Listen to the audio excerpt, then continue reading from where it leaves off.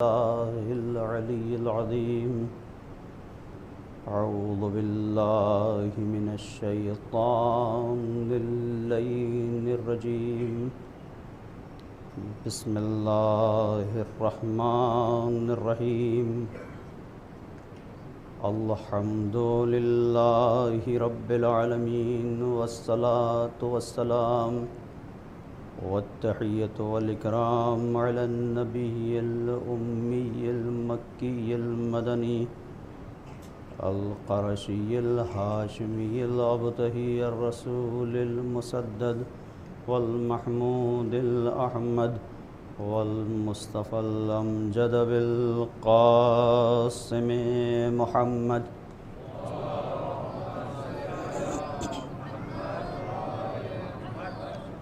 وعلى آله الطيبين الطاهرين المعصومين المظلومين، لا سيما بقية الله الأعظم في الأراضين، ولعنة الله على أعدائهم أجمعين من يومنا هذا إلى قيام يوم الدين.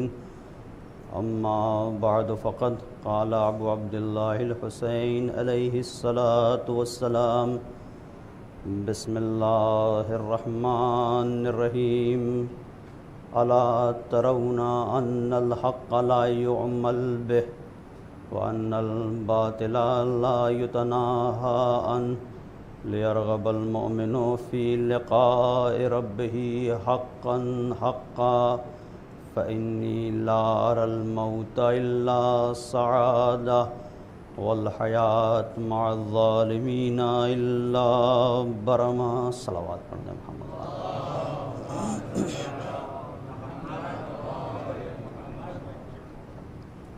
حسینی طرز زندگی اور حسینی لائف اسٹائل کے عنوان کے تحت جس گفتگو کا آغاز کیا تھا وہ آج اپنی چوتھی منزل میں داخل ہو رہا ہے. ہم نے اب تک آپ کی خدمت میں عرض کیا کہ آج کی اس دنیا میں جہاں ہر انسان اپنے فائدے کی طرف بھاگ رہا ہے، ایسی زندگی ہمارے لیے قابل غور ہے کہ جس نے اپنی پوری زندگی میں اگر نہیں سوچا تو صرف اپنے بارے میں، دوسروں کے بارے میں سوچا اور اپنی پوری زندگی کو رضائے پروردگار کے مطابق گزارا.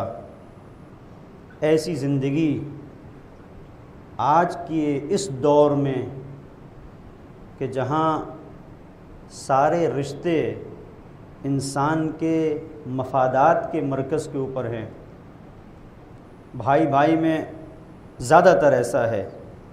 بھائی بھائی میں اگر کوئی رشتہ ہے اور کہیں پر بھائی بھائی کے لیے نقصان کا سبب ہوتا ہے، تب دیکھیں یہ کتنا اس رشتے کو نبھاتا ہے جو بھائی کا رشتہ ہے. اگر کوئی بھائی کسی کے لیے نقصان کا، بزنس میں مثلا لاس کا سبب بن گیا، پھر دیکھیں رشتے میں کتنی کڑواہٹ آ جاتی ہے. باپ اور بیٹے کا رشتہ، بہن اور بھائی کا رشتہ، جب تک مفادات ساتھ ہیں تو یہ رشتے ہیں، لیکن مفادات میں ٹکراؤ پیدا ہوتا ہے تو خونی رشتے کب سفید ہو جائیں کچھ نہیں پتہ. تو اس دنیا میں جس میں ہم جی رہے ہیں، وہ مادیت میں غرق دنیا، اس میں اس زندگی کو اپنے سامنے رکھنے کی ضرورت ہے کہ جس کے سارے رشتے الہی رشتے ہیں. اور وہ شخصیت حسین ابن علی سید الشہداء کی شخصیت ہے. صلوات پڑھیں محمد اور آل محمد پر.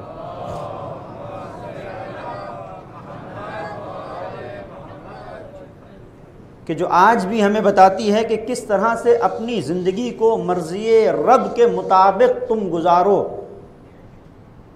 اور مشکلیں آئیں گی زندگی میں، پریشانیاں ہوں گی، مسائل ہوں گے، لیکن حسین آواز دے رہے ہیں کہ کربلا کہ جتنے نہ مسائل ہوں گے، نہ مصائب ہوں گے، نہ پریشانیاں ہوں گی، دیکھو کربلا میں ہر ایک رشتے کو حسین نے کیسے نبھایا، مسائل کے باوجود، پریشانیوں کے باوجود، مصیبتوں کے باوجود۔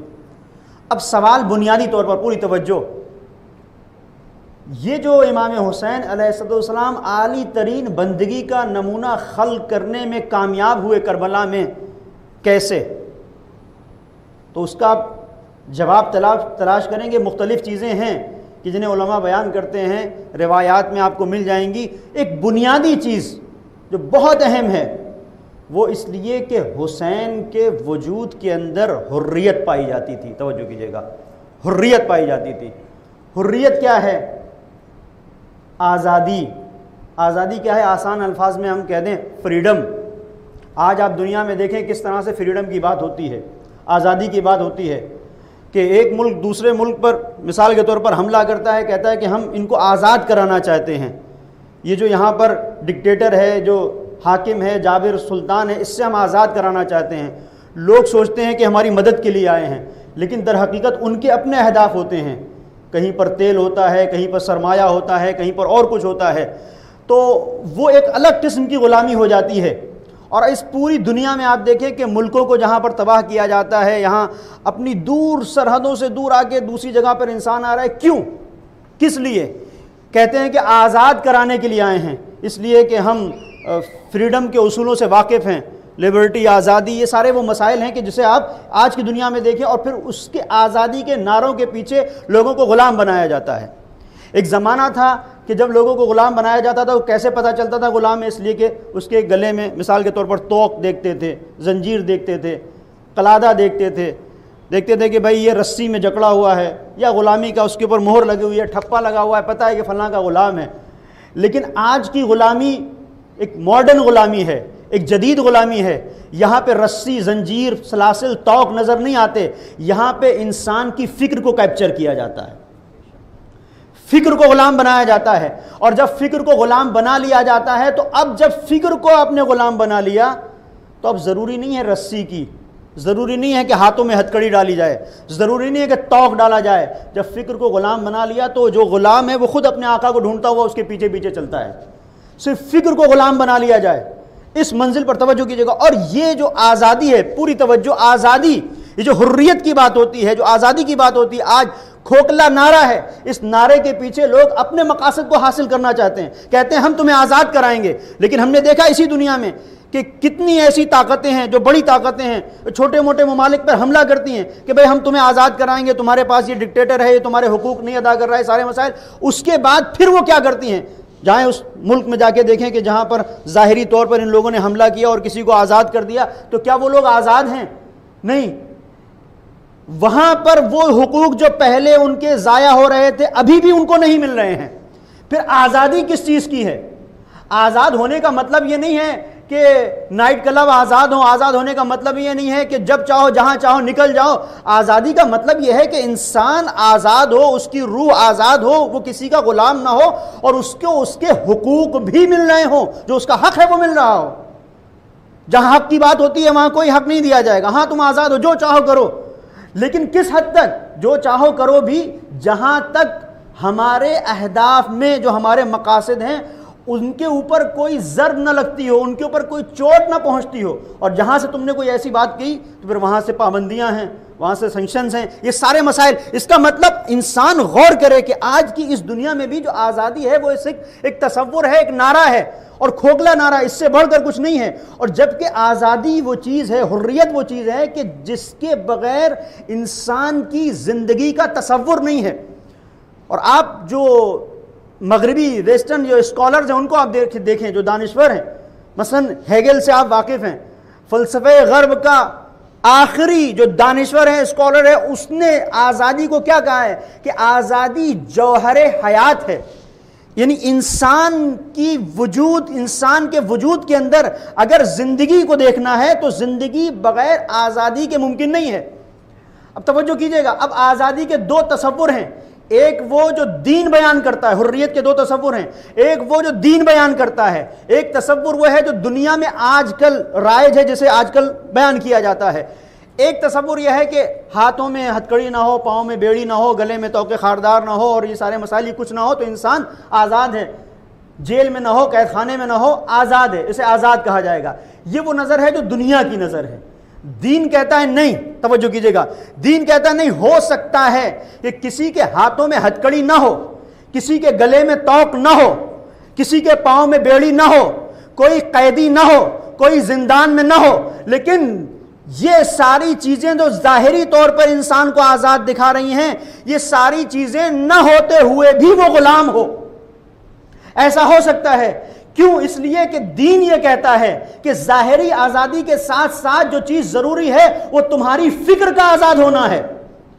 تمہاری فکر کتنی آزاد ہے؟ اب اگر ہمیں دیکھنا ہے کہ یہ آزادی اور یہ غلامی کا تصور کہاں ہے تو ہم دیکھیں کہ ایک ایسا شخص ہے کہ جس کے پاس سب کچھ ہے، دنیا کی ساری طاقتیں اس کے پاس ہیں، دنیا کا ایک ایسا مطلق العنان بادشاہ ہے، جو چاہے وہ کرے، کہ اس کے دائرہ حکومت میں دیکھیں ایران سے لے کر بخارا تک، افغانستان تک اس کی حکومت، اور اس کے بعد وہ تخت حکومت پر بیٹھا ہے شام میں تخت حکومت پر بیٹھنے کے باوجود اس کو دیکھیں، اور اس کے سامنے جو کھڑا ہوا ایک قیدی ہے، اس قیدی کو دیکھیں۔ یہ قیدی جس کے ہاتھوں میں ہتھکڑی ہے، جس کے پاؤں میں بیڑی ہے، جس کے گلے میں توقے خاردار ہے، اس کو دیکھیں کہ اس کی فکر کتنی آزاد ہے، اور وہ جو تخت پہ بیٹھا ہوا ہے اس کو دیکھیں کہ کتنا اپنی شہوتوں کا غلام ہے، نفس کا کتنا غلام ہے۔ اس کا مطلب یہ ہے کہ دین یہ بتاتا ہے، ہو سکتا ہے ایک انسان بادشاہ ہو، لیکن بادشاہ ہونے کے بعد بھی وہ غلام ہو، چونکہ اس کی فکر غلام ہے۔ ہو سکتا ہے ایک انسان قیدی ہو، لیکن سید الساجدین کی صورت آزاد ہو، اس لیے کہ توق تو دنیا پہنا سکتی ہے، گلے میں خاردار توق ہو سکتا ہے، ہاتھوں میں بیڑیاں ہو سکتی ہیں، ہاتھوں میں ہتھکڑیاں ہو سکتی ہیں، پیروں میں بیڑیاں ہو سکتی ہیں، کمر میں لنگر ہو سکتا ہے، لیکن اس شخصیت کی جس فکر کو غلام نہیں بنایا جا سکتا، اس فکر کا نام ہے حسینیت۔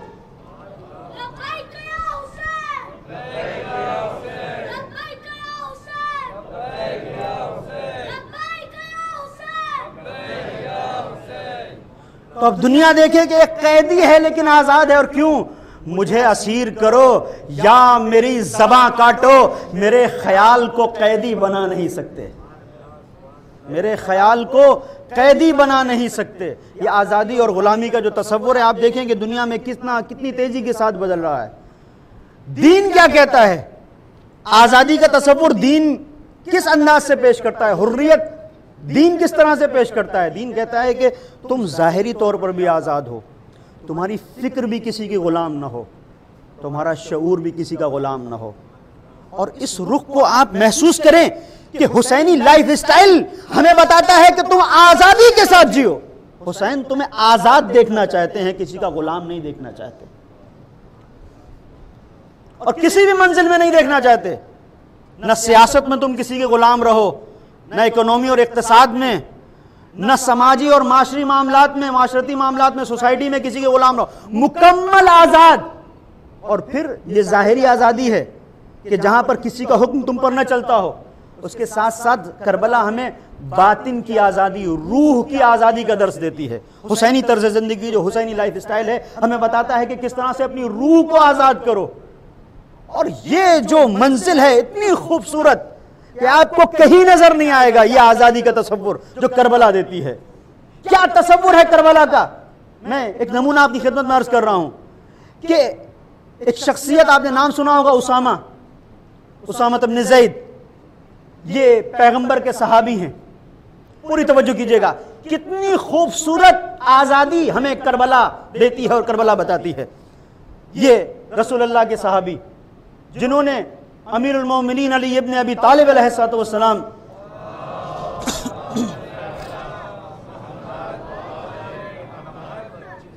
کی بیعت نہیں کی، آخر عمر میں مریض ہوئے، بیمار ہوئے، امام حسین علیہ السلام دیکھنے کے لیے گئے، عیادت کے لیے گئے، دیکھا کہ بستر سے اٹھ نہیں پا رہے ہیں، اتنے ناتواں ہو گئے، اتنے کمزور ہو گئے، بستر سے اٹھ نہیں پا رہے ہیں۔ مولا بیٹھے، کچھ کہنا چاہتے ہو اسامہ؟ کہا کہ ہاں مولا، میں بس اس دنیا سے شاید جلد ہی میرا سفر ہو جائے اور گزر جاؤں، مولا بس ایک میری آپ سے التجا ہے، ایک گزارش ہے، اور گزارش یہ ہے کہ میں 40,000 درہم کا قرض دار ہوں، مقروض ہوں۔ میں چاہتا ہوں کہ جب میں اس دنیا سے گزروں تو یہ بوجھ میری گردن پر نہ رہے۔ اب دیکھیں کہ کتنا حریت کی قدروں کو پہچانتے ہیں حسین، اسی لیے ابو الاحرار کہا جاتا ہے، مکمل آزاد۔ پلٹ کے یہ نہیں کہا کہ اسامہ آج تم مجھ سے یہ وصیت کر رہے ہو اور کل میرے بابا کی جب بیعت کی بات آئی تھی تو تم منہ چھپا کے ادھر ادھر ہو گئے تھے، بہانہ بنایا تھا، آج ہماری ضرورت تمہیں محسوس ہو رہی؟ نہیں، ایک لفظ نہیں کہا۔ تاریخ کو آپ اٹھا کے دیکھیں، مولا نے کہا اسامہ گھبرانے کی بات نہیں ہے، یہ 40,000 درہم میں ادا کروں گا، پریشانی کی بات نہیں۔ ہاتھوں کو جوڑا، مولا کہیں ایسا نہ ہو کہ جب تک آپ ادا کریں، ادا کرتے کرتے آپ ادا تو آپ نے وعدہ کر لیا، یقیناً آپ ادا کریں گے، لیکن کہیں ایسا نہ ہو کہ جب تک آپ ادا کر رہے ہیں کچھ رقم آپ ادا کر دیں اور کچھ ادا نہ ہو سکی ہو اور میری موت آ جائے۔ مولا نے کہا نہیں اسامہ، جب تک تمہاری پائی پائی ادا نہیں ہو جائے گی تمہیں موت نہیں آئے گی۔ اور اس کے بعد تاریخ یہ کہتی ہے کہ ادھر مولا نے وہ 40واں درہم، آخری درہم مولا نے ادا کیا ہے، ادھر مولا کو پتا چلا کہ اسامہ اس دنیا سے رخصت ہو گئے۔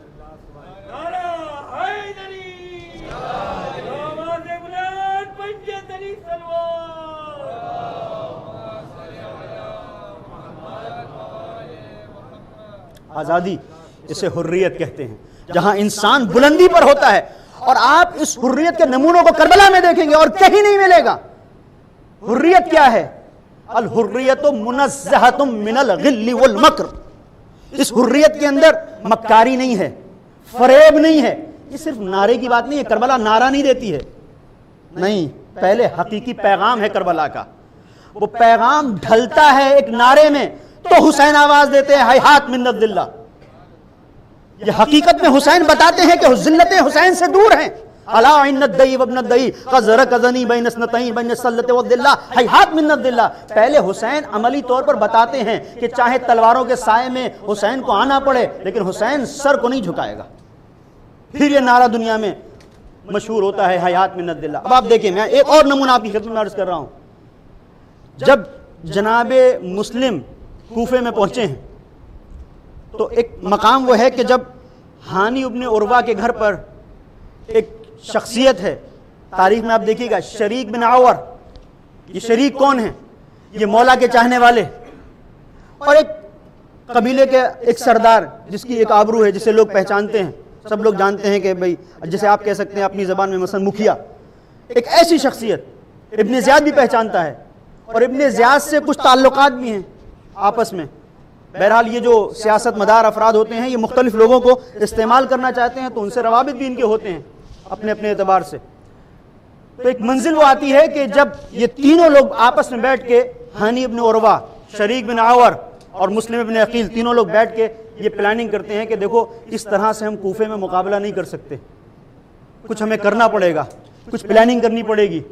یہ بہت خبیث انسان ہے۔ کا بہترین اس کا طریقہ یہ ہے کہ اس سے میری بات ہوئی ہے، ہانی کہتے ہیں، میری گفتگو ہوئی ہے، اور یہ ابن زیاد دیکھنے کے لیے آئے گا شریک بن عور کو جو مریض تھے، دیکھنے کے لیے، عیادت کے لیے آئے گا، مریض کو دیکھنے کے لیے، عیادت کے لیے آئے گا۔ جب عیادت کے لیے آئے گا تو ہمارے پاس ایک بہترین موقع ہے، نہ اس کے ساتھ لشکر ہوگا، نہ اس کے سپاہی ہوں گے، نہ فوج ہوگی، اکیلا آئے گا۔ اور جناب مسلم سے کہا کہ تم ایک جگہ پر، جو مقتل میں جو تاریخ میں ملتا ہے، ایک ایسی جگہ جہاں پر کچھ سامان، ساز و سامان اسے رکھا جاتا تھا، تو وہاں پر تم ایک اس طرح سے ایک حجرے کے اندر چھپ جانا کہ میں تمہیں دیکھ سکوں، اس کی نظر تم پہ نہ پڑے، اور جب وہ آئے میرے پاس بیٹھے اور میں اشارہ کروں تو تم اٹھ کے آ جانا، اسے قتل کر دینا۔ یہ بات ہو گئی، معاملہ طے ہو گیا۔ شریک بن عور کے یہاں ابن زیاد آیا، مسلم تلوار لے کے آمادہ ہیں۔ اب یہ دیکھیں تاریخ کا کتنا حساس موڑ ہے، کتنا حساس موڑ ہے کہ ابن زیاد، آپ پوری اس تاریخ کربلا پر ذرا نظر رکھیں کہ کتنا خبیث ہے ابن زیاد، اور کتنا اس نے ستایا ہے اہل حرم کو، خاص طور پر جناب زینب سلام اللہ علیہا کس طرح سے کہتا ہے کہ کیسا پایا تم نے کہ تمہارے خدا نے تمہارے بھائی کے ساتھ کیا کیا، کیف رأیتی ما صنع اللہ بأخیک الحسین، کس انداز سے یہ جناب زینب کے زخموں کو کورید رہا ہے، اور کیا جواب دیا جناب زینب نے، ما رأیت الا جمیلا۔ تو اب یہ ابن زیاد کتنا صفاک انسان ہے، تو کیا انسان کی جو آزادی ہے، توجہ کیجئے گا، جو حریت ہے وہ کیا کہتی ہے؟ ظاہری طور پر جو حریت ہے وہ یہی تو کہتی ہے کہ ابن زیاد کا کام تمام ہو جائے، اس لیے کہ بعد میں یہ اسیر کرے گا، بعد میں یہ غلام بنائے گا، بعد میں یہ سب جگہ پھرائے گا اور ذلیل کرے گا، رسوا کرے گا۔ یہ ساری چیزیں ہیں کہ نہیں ہیں؟ اور جناب مسلم بھی جانتے ہیں سب کچھ طے ہے۔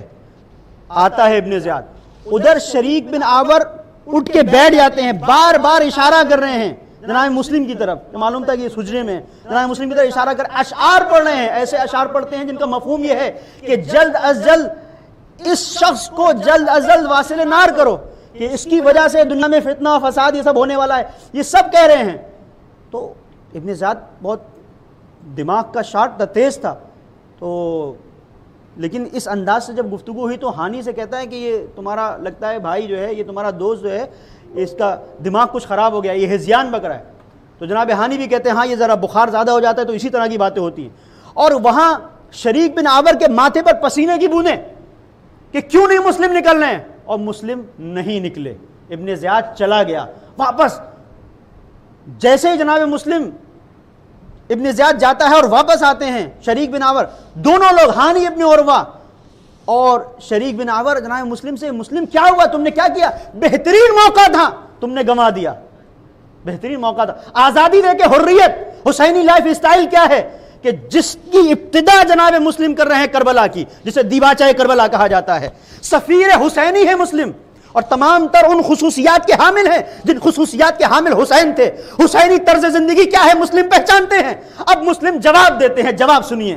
مسلم کہتے ہیں کیا، میں نے جو حدیث پڑھی، الحریت منزہۃ من الغل والمکر، انسان کی آزادی اسے دھوکہ دینے سے روکتی ہے۔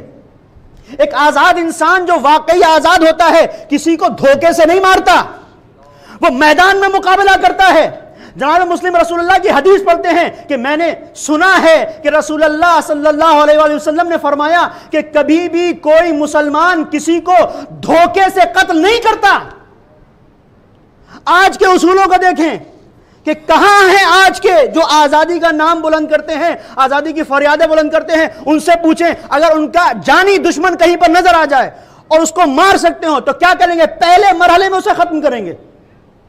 کسی کے دعوت میں ہو، کسی کے گھر پہ ہو، کچھ نہیں، لیکن یہاں پر جو علماء نے وجہ بیان کی ہیں، پہلی چیز تو رسول اللہ کی حدیث، دوسری چیز جس چیز کو علماء نے بیان کیا، خاص طور پر آیت اللہ مکارم شیرازی نے کہا کہ چونکہ جناب ہانی کے ہاں اسے آنا تھا اور ہانی نے دعوت کی تھی، لہٰذا جب دعوت کی تھی تو مہمان کی حیثیت سے آ رہا تھا۔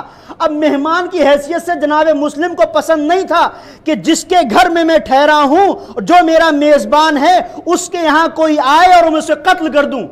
یہ وہ حریت ہے جو کربلا کی ہے، اور وہ حریت کوفیوں کی ہے جو خط لکھتے ہیں لیکن خط لکھنے کے بعد اپنے عہد و پیمان کو توڑ دیتے ہیں۔ اس کا مطلب یہ ہے کہ حقیقی حریت حسینیت کے دائرے میں سمجھ میں آ سکتی ہے۔ ایک صلوات پڑھ دیں محمد اور آل محمد پر۔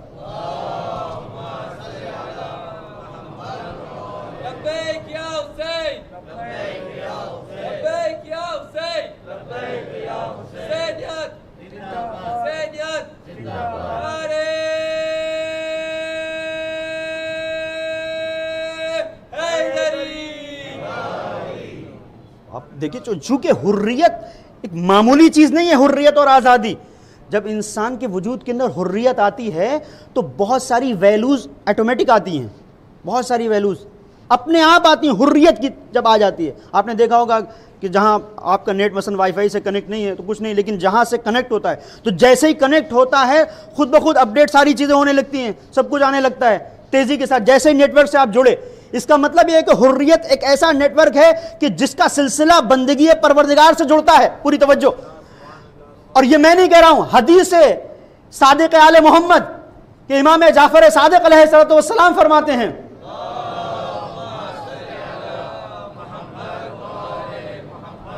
فرماتے ہیں خمس خصال من لم یکن فیہ خصلۃ منہا لم تکن فیہ کثیر مستمتع. 5 چیزیں ایسی ہیں، 5 کوالٹیز ایسی ہیں کہ ان 5 میں سے اگر کوئی ایک نہ ہو، اگر کسی انسان کی زندگی میں 5 چیزیں، ان 5 میں سے کوئی ایک نہ ہو تو انسان نے اس دنیا میں کچھ حاصل نہیں کیا. یعنی آپ کے پاس کچھ بھی نہیں ہے. جیسے آپ کہیں کہ اس دنیا میں ہم جی رہے ہیں اور بغیر گاڑی کے جی رہے ہیں، تو کیا ہے؟ جی رہے ہیں، گھر نہیں ہے، تو کیا ہے؟ جی رہے ہیں. مثلا بعض کے یہاں فیملی نہیں ہے، اکیلے ہیں. بعض کہتے ہیں کہ ہم جی رہے ہیں، کیا کریں؟ کچھ بھی نہیں ہے زندگی میں. کیوں؟ سوال کرتے ہیں کیوں؟ کہتے ہیں بچے نہیں ہیں، مثلا ایسے ہی جی رہے ہیں. شادی شدہ زندگی نہیں ہے، یہ کوئی زندگی نہیں. تو الگ الگ انداز ہے لوگوں کی قدروں کا. بعض کہتے ہیں کہ بھائی آج کی دنیا میں اگر کسی آپ اسپورٹ کلب سے اور ان ساری چیزوں سے وابستہ نہیں ہے تو پھر بیکار ہے. لیکن یہ امام جس منزل پر بیان کر رہے ہیں کہ 5 چیزیں ایسی ہیں کہ اگر آپ کے پاس ان میں سے کوئی ایک بھی نہیں ہے تو آپ کے پاس کچھ بھی نہیں ہے.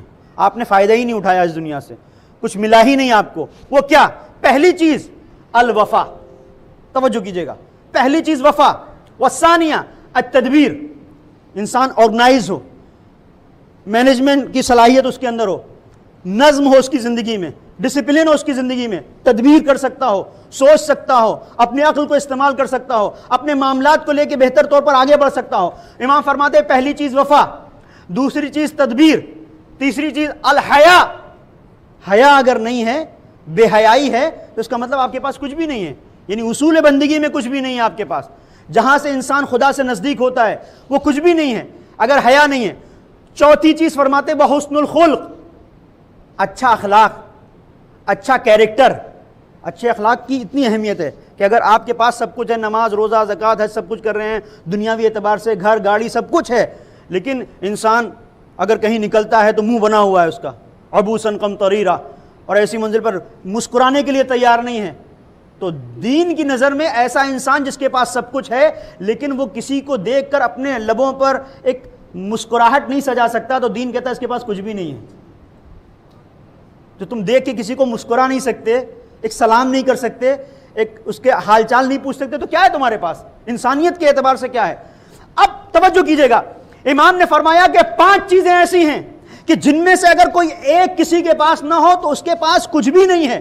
پھر فرماتے ہیں والخامس وہو جمع هذه الخصال، اور 5ویں چیز وہ ہے کہ جس کے اندر اگر وہ ایک چیز جو 5ویں ہے پائی جائے گی تو یہ چاروں چیزیں جسے بیان کیا گیا کہ اگر یہ 4 چیزیں نہیں ہیں تو زندگی میں کچھ بھی نہیں ہے، تو اگر یہ 5ویں چیز کسی کے اندر پائی جائے گی تو چاروں چیزیں اپنے آپ آ جائیں گی. پوری توجہ کیجئے گا. والخامس وهو جمع هذه الخصال وهو الحریہ، اور وہ آزادی ہے، وہ حریت ہے. یعنی اس کا مطلب کیا ہے؟ کسی کے اندر اگر حریت پائی جاتی ہے تو وہ وفادار بھی ہوگا، وہ باحیا بھی ہوگا، وہ اچھے اخلاق کا حامل بھی ہوگا. اگر حریت پائی جائے گی تو اس کا مطلب کیا ہوا؟ اب سمجھ میں آتا ہے کہ کوفے کے لوگوں کا مسئلہ یہ نہیں تھا کہ وہ صرف وفادار نہیں تھے، انہوں نے وفا نہیں کی، ان کے وجود کے اندر حیا نہیں تھی، وہ اچھے اخلاق کے حامل نہیں تھے. نہیں، اصل منزل یہ تھی کہ ان کے وجود کے اندر حریت نہیں پائی جاتی تھی. جب حریت نہیں پائی جائے گی تو پھر وفا کا آپ مطالبہ نہیں کر سکتے. جب تک حریت نہیں آئے گی انسان کسی کے ساتھ وفا نہیں کر سکتا ہے. ایک صلوات پڑھ دیں محمد اور آل محمد پر.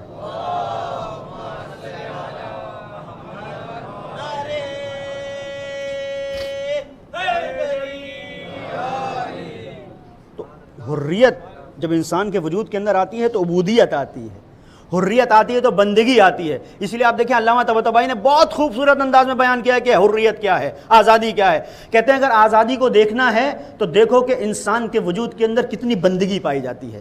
جتنا انسان بندگے پروردگار ہوگا اتنا آزاد ہوگا، اتنا حریت. اور اسی لیے حدیث میں ہے من ترک الشہوات کان حرا، جس نے شہوتوں کو ترک کر دیا وہ حر ہو گیا. جو شہوتوں کو ترک کر دے، اپنے نفس کے بندھنوں سے جو نجات دے دے اپنے آپ کو، وہ حر ہے. اور اسی لیے آپ دیکھیں کہ انبیاء کی جو بعثت کا مقصد ہے، ایک مقصد قرآن کریم نے بیان کیا ہے وَيَضَعُ عَنْهُمْ إِصْرَهُمْ وَالْأَغْلَالَ الَّتِي كَانَتْ عَلَيْهِمْ، کہ انبیاء کا کام یہ تھا کہ وہ ان بندھنوں کو کھولتے تھے کہ جنہیں انسانوں نے اپنے اوپر باندھ لیا تھا. تو انبیاء آزاد کرانے کے لیے آئے ہیں. حسین وارث انبیاء ہے، ابو الاحرار، اور اب پوری توجہ اس مرحلے پر کہ جو تعریف حریت ہے، بہت ساری باتیں ہیں اس میں. ایک منزل کہ جسے مولا کائنات نے بیان کیا، امیر المومنین علی ابن ابی طالب علیہ الصلوۃ والسلام،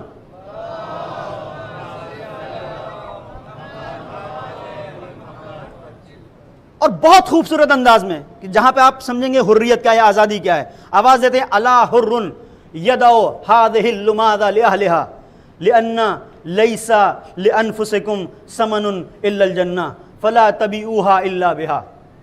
توجہ کیجئے گا، امام بیان کرتے ہیں آزاد کون ہے، تو کہتے ہیں کہ آزاد انسان، کیا آزاد انسان وہ نہیں ہے. الا حر یدعو هذه اللماذ لاهلها، جو اس دنیا کے چبائے ہوئے لقمے کو، دنیا کے چبائے ہوئے لقمے کو دنیا کے لیے چھوڑ دے، دنیا کے پرستاروں کے لیے چھوڑ دے، دنیا والوں کے لیے چھوڑ دے. یعنی سوال کر رہے ہیں کہ آزاد انسان ایسا ہے جو دنیا کے پیچھے نہیں بھاگتا بلکہ دنیا کے چبائے ہوئے لقمے کو چھوڑ دیتا ہے، اس کی طرف جاتا بھی نہیں ہے. کیوں؟ لأن ليس لأنفسكم ثمن إلا الجنہ، اس لیے کہ تمہارے نفسوں کی قیمت جنت کے علاوہ کچھ اور نہیں ہے. بہشت کے علاوہ اپنے آپ کو کسی اور چیز کے لیے مت بیچو. یعنی بیان کر رہے ہیں کہ کہیں پر بھی ایسا نہ ہو کہ کہیں تم منصب کے لیے بک جاؤ، عہدے کے لیے بک جاؤ، کسی منزل پر تم مال کے لیے بک جاؤ، کہیں پر شہرت کے لیے بک جاؤ. یہ ساری وہ چیزیں ہیں کہ جہاں پر انسان بیچتا ہے. کچھ لوگ مال سے نہیں بکتے لیکن دھمکیوں سے بک جاتے ہیں، کچھ لوگ دھمکیوں سے نہیں بکتے لیکن شہرت پہ بک جاتے ہیں. تو یہ وہ منزل ہے. امام کہتے ہیں نہیں، ان ساری چیزوں سے نہ بکنے والا ہو. کہاں پر بکے؟ خدا کے سامنے بکے. جنت کے بدلے اگر اپنے نفس کو بیچ رہا ہے تو یہ حریت ہے. پوری توجہ کیجئے گا، یہ لمازہ کا جو لفظ استعمال ہوا ہے، جس کا میں نے ترجمہ کیا کہ چبایا ہوا لقمہ، شہید مطہری نے اس کی وضاحت کی ہے. کہتے ہیں کہ یہ لمازہ، چبایا ہوا لقمہ، کیا جب آپ کھاتے ہیں، کھانے کے بعد کبھی گوشت کا ٹکڑا جو آپ کے دانتوں کے اندر پھنس جاتا ہے، اس گوشت کے ٹکڑے کو آپ خلال سے نکالتے ہیں، تو جو نکالتے ہیں تو چھوٹا سا ایک ذرہ ہوتا ہے، اسے لمازہ کہا جاتا ہے. تو آپ نے کبھی دیکھا ہے کہ کتنا ہی کوئی بھوکا انسان کیوں نہ ہو، کتنا ہی بھوکا کیوں نہ ہو، اگر ہوٹل سے کوئی کھانا کھا کے نکل رہا ہے خلال کرتے ہوئے، تو کیا کوئی اس کے منہ کی طرف دیکھتا ہے کہ اس کا یہ تھوڑا سا ٹکڑا گوشت کا مجھے مل جائے؟ نہیں دیکھتا، نہیں دیکھتا نا. اس لیے کہ اسے بھوک اپنی برداشت ہے، لیکن یہ تو ذلت ہے کہ اس سے اس کی بھوک نہیں مٹے گی، کچھ اسے حاصل نہیں ہوگا، ذلیل ہوگا، اور کراہیت ہے، اور بڑا عجیب سی چیز ہے. تو اسی کو مولا کہتے ہیں کہ جس طرح سے تم ایک چھوٹے سے گوشت کے ٹکڑے کو دانتوں میں جو پھنسا ہوا ہے اس کی طرف تم نہیں دیکھتے کہ اس سے تمہارا کچھ حاصل ہونے والا نہیں ہے، بھوک بھی مٹنے والی نہیں ہے، اسی طریقے سے جو آزاد انسان ہے یہ ساری دنیا کی نعمتوں اور دنیا کی رنگینیوں کو، جو کچھ اس دنیا کے اندر بینک بیلنس، گاڑی، ساری چیزیں جو کچھ بھی ہیں، وہ لمازے کی حیثیت سے دیکھتا ہے. اس حیثیت سے دیکھتا ہے کہ یہ کسی کے دہن میں پھنسا ہوا ایک لقمہ ہے، اس حیثیت سے دیکھتا ہے. اور یہ توجہ کیجئے گا، یہ حسینی لائف اسٹائل، حسینی طرز زندگی اگر نہ ہوتی تو ہمیں پتہ نہ چلتا کہ آزاد کسے کہتے ہیں. ہم نے دیکھا شب عاشور حر نے بتایا کہ آزاد کون ہوتا ہے. اس نے مال کو بھی چھوڑا، اس نے طاقت کو بھی چھوڑا، اس نے ثروت کو بھی چھوڑا، اس نے مقام کو بھی چھوڑا، اس نے منصب کو بھی چھوڑا، اور سب چھوڑ کے بتایا کہ اپنے مولا کے ان کلمات کی میں تشریح کر رہا ہوں کہ یہ ساری چیزیں میرے نزدیک ویسے ہیں جیسے کسی کے دہن میں ایک چبا ہوا لقمہ. ان سب کو چھوڑ کے میں وہاں جا رہا ہوں جہاں حسین ملیں گے، جہاں بہشت ہوگی، جہاں حوض کوثر ہوگا. صلوات پڑھ دیں محمد اور آل محمد.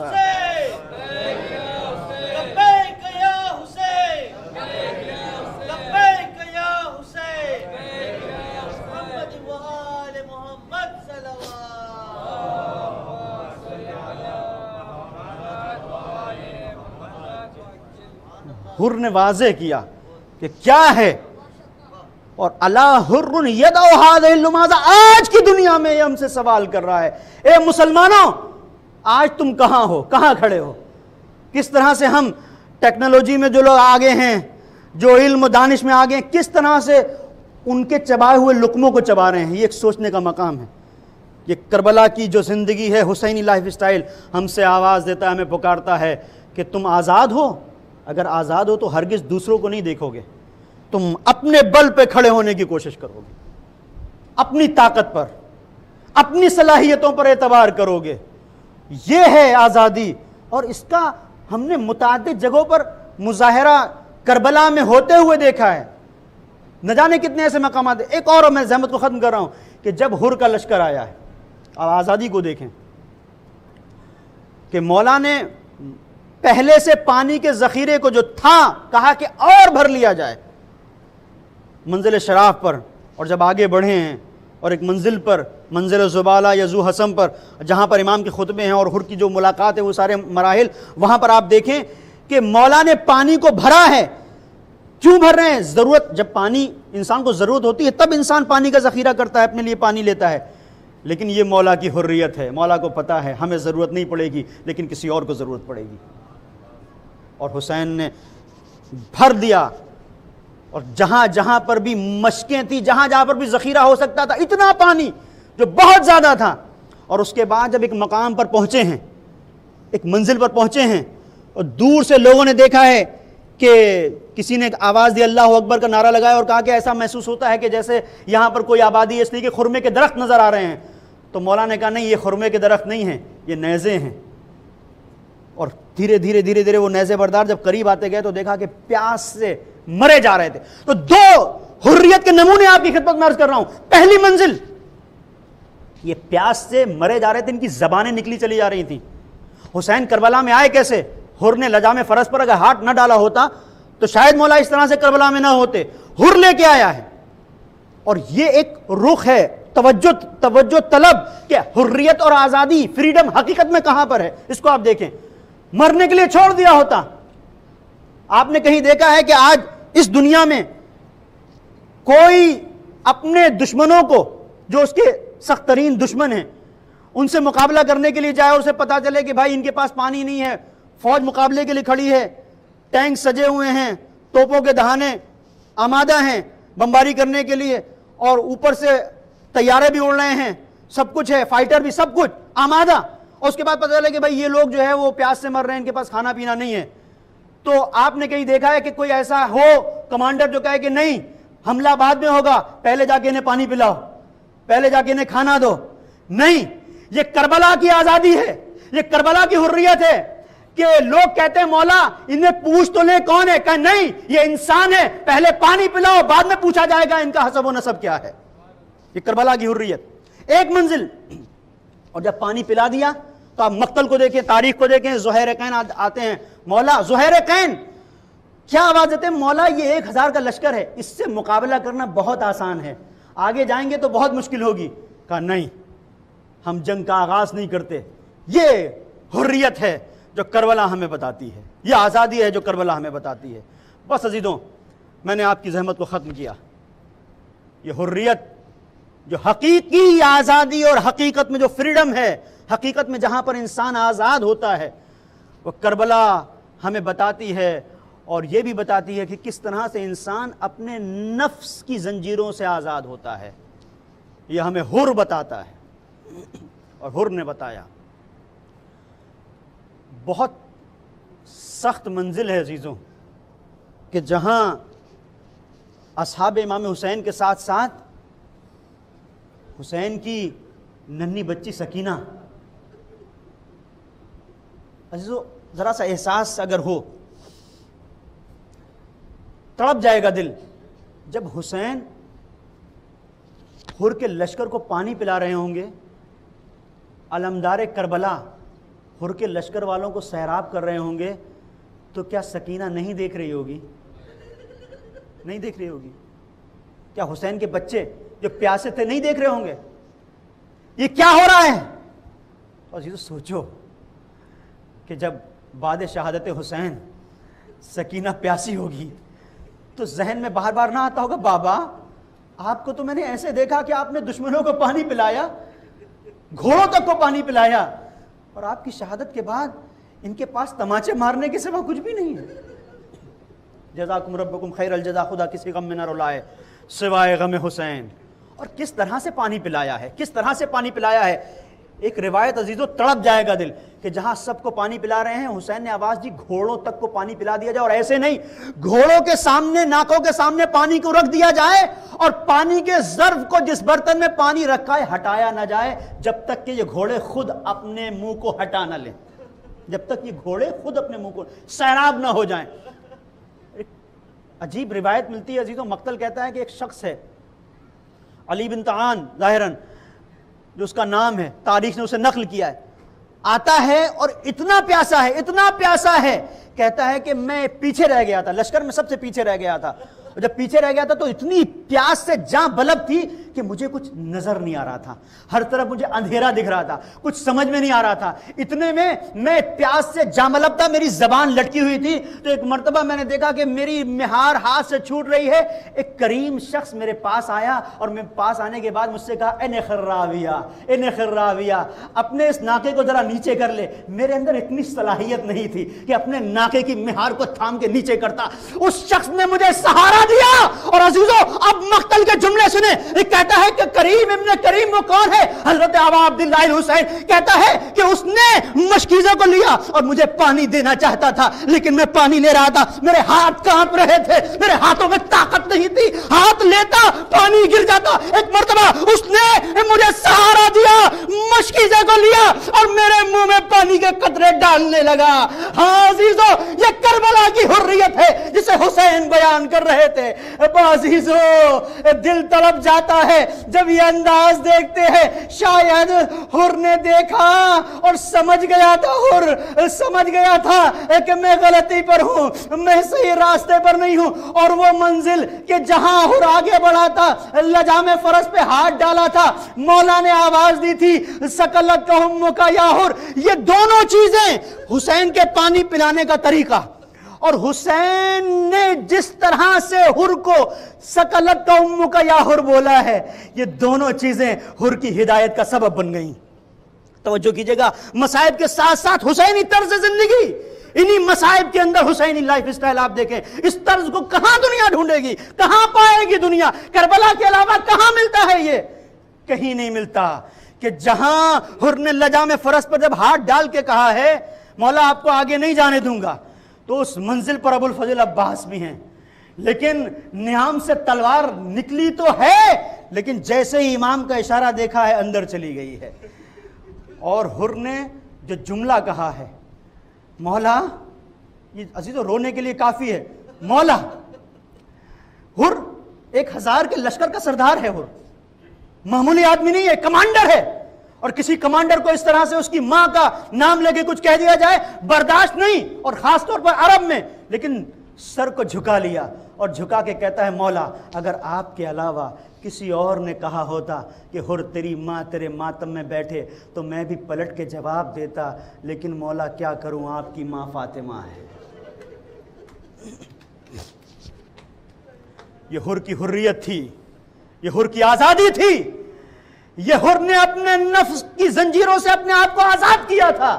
اسی بنیاد کے اوپر احترام فاطمہ تھا، اور اسی احترام فاطمہ نے کہاں سے کہاں پہنچا دیا، اس منزل پر پہنچا دیا کہ جب رات کی تاریکی میں فرات بہہ رہی ہے اور ٹھنڈی ہوائیں چل رہی ہیں، ایسی منزل پر حر ٹہل رہا ہے، کبھی ادھر جاتا ہے، کبھی ادھر جاتا ہے، کبھی ادھر کبھی ادھر، غلام ہاتھوں کو جوڑے، آقا دسترخوان لگا ہوا ہے، کھانا نہ کھائیے گا۔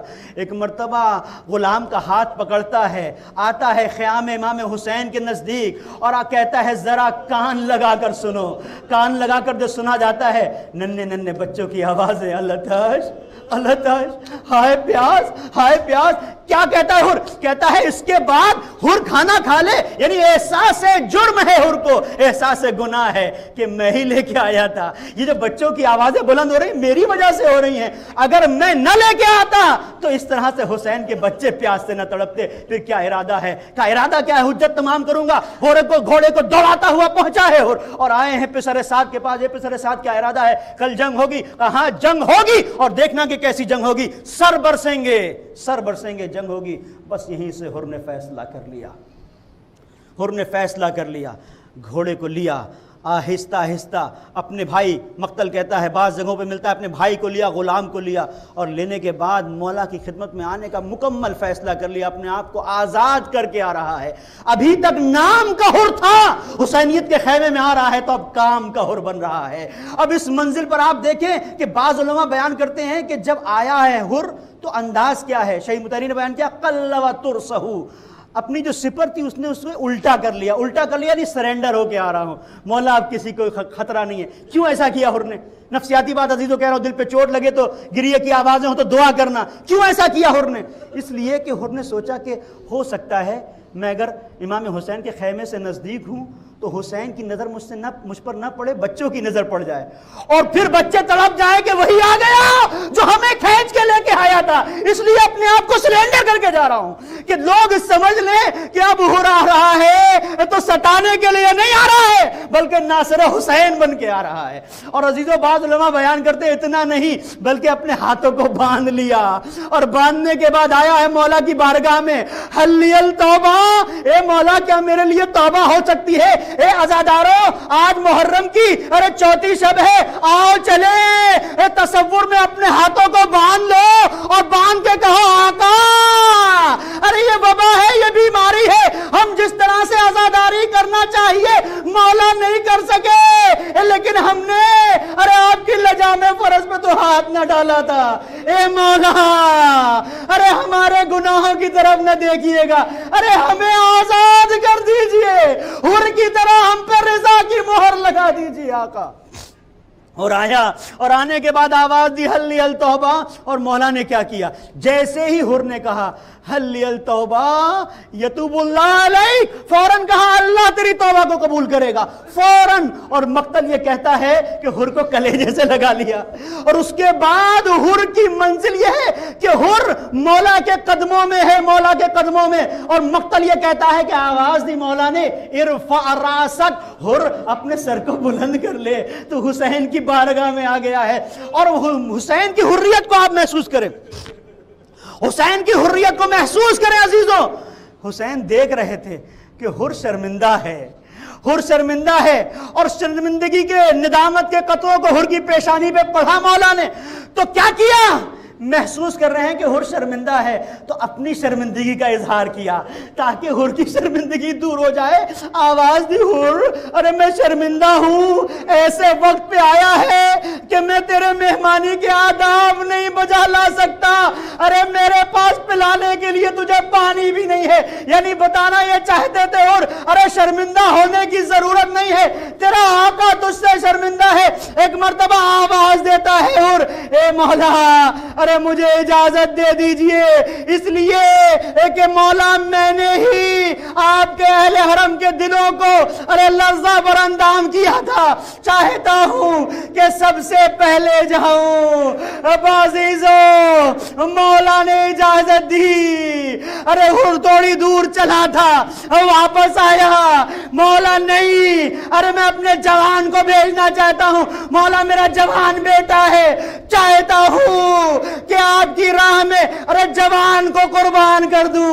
مولا نے اجازت دی، حر کا دل بھرایا، میرا مولا کتنا کریم ہے، کتنا رؤوف ہے، نہ صرف مجھے قبول کیا میرے بیٹے کو بھی قبول کیا، اجازت بھی دے دی۔ کچھ ہی دیر کے بعد حر کے بیٹے نے جب جنگ کی، زخموں سے چور زمین کربلا پہ آیا، ایک مرتبہ حر نے کمر کو پکڑ لیا، اے بیٹا تو نے مجھے سرخرو کر دیا، بڑا کام کیا مولا کی نظروں میں، اور شرمندگی کسی حد تک دور ہو گئی، سرخرو کر دیا، اور قدموں کو سنبھالتا ہوا پہنچا۔ اب جو پہنچا تو کیا دیکھا؟ دور سے دیکھا کوئی شخص حر کے بیٹے کا زانو، حر کے بیٹے کا سر اپنے زانو پہ لے کے بیٹھا ہے۔ حر پہنچا، اپنے بیٹے کی لاش کو اٹھانا چاہا، بڑھ کے ہاتھ پکڑ لیا، اے حر، بوڑھے باپ جوان کی میت کو نہیں اٹھاتے، میں کہوں گا اور ارے آج کڑی الجوان کی لاش کو حسین نے نہ اٹھانے دیا، اے اور ارے کربلا کے میدان میں آ جا، ارے کڑی الجوان علی اکبر، ایڑیاں رگڑی، دم توڑ دیا، بوڑھا باپ میت کو اٹھانا چاہا، ہمت جواب دے گئی، اے بنی ہاشم کے بچوں آؤ کڑی الجوان کی لاش سيعلم الذين ظلموا أي منقلب ينقلبون إنا لله وإنا إليه راجعون۔ پروردگار واسطہ محمد و آل محمد کا ہماری اس عزا کو اپنی بارگاہ میں قبول فرما۔ میرے مالک تجھے واسطہ محمد و آل محمد کا اس وبا سے پوری بشریت کو نجات عطا فرما۔ میرے مالک تجھے واسطہ محمد و آل محمد کا جو مومن و مومنات اس وبا کا شکار ہو گئے ہیں، مریض ہیں، ہاسپٹل میں ہیں، پروردگار ان سب کو شفائے کامل اور عاجل عنایت فرما۔ میرے مالک تجھے واسطہ محمد و آل محمد کا ہمیں حریت پسند بن کر اس دنیا میں حر بن کر جینے کی توفیق عطا فرما۔ میرے مالک تجھے واسطہ محمد و آل محمد کا شعور حیات، شعور بندگی عنایت فرما، شعور حسینیت عطا فرما۔ میرے مالک تجھے واسطہ محمد و آل محمد کا نظام اسلامی کی حفاظت فرما۔ مراجع کرام، علماء اعظام کا سایہ ہمارے سروں پر قائم و دائم رکھ۔ امام زمانہ کے ظہور میں تعجیل فرما، ہمیں ان کے اعوان و انصار میں شمار فرما۔ ربنا تقبل منا انک انت السمیع العلیم۔